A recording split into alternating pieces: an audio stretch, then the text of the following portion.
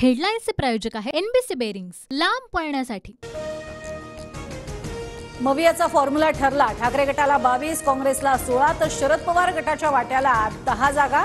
विश्वसनीय सूत्रांची टीव्ही 9 मराठीला माहिती। फॉर्म्युल्यात वंचितचा समावेश नाही। नाशिकच्या जागेचा तिढा, मवियाची मुंबईत तातडीची बैठक। ठाकरे गटाकडून नाशिकसाठी राजाभाऊ वाजे यांच्या नावाची चर्चा तर पवार गटाकडून गोकुळ पिंगळे यांच्या उमेदवारीसाठी आग्रह। मला पुन्हा यायला 2.5 वर्ष लागली, मात्र 2.5 वर्षानंतर मी 2 पक्षांना फोडून पुन्हा आलो। देवेंद्र फडणवीसांचं विरोधकांच्या टीकेला उत्तर। राहुल गांधींच्या भारत जोडो यात्रेच्या समारोपानिमित्त आज मुंबईतल्या शिवाजी पार्कमध्ये सभा। इंडिया आघाडीच्या नेत्यांसह प्रकाश आंबेडकरही उपस्थित राहणार। महायुतीच्या जागा वाटपाचा गुंता पुढच्या 24 तासात सुटण्याची चिन्ह। दिल्ली दौरा रद्द झाल्यास शिंदे फडणवीसांसह अजित पवारांची आजच व्हिडिओ कॉन्फरन्सिंगद्वारे दिल्लीतल्या नेत्यांशी चर्चा।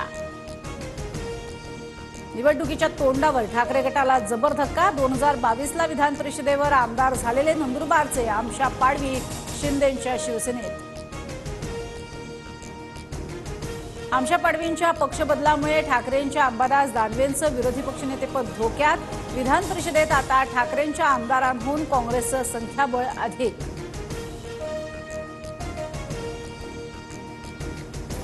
रणजित सिंगांना पुन्हा तिकीट दिल्यानंतर नाराज धैर्यशील मोहितेंनी बोलावली बैठक। रामराजे निंबाळकर, शेकापच्या जयंत पाटलांसह अनेक नेत्यांना बैठकीचं आमंत्रण।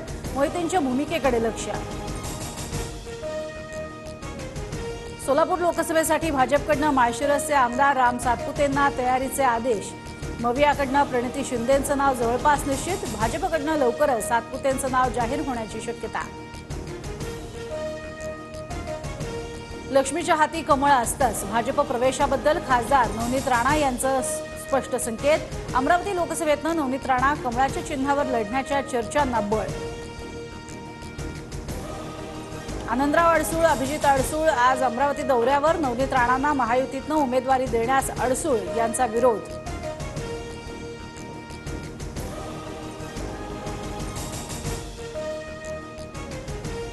हेडलाईन्सचे प्रायोजक आहे एनबीसी बेरिंग्स, लांब पळण्यासाठी।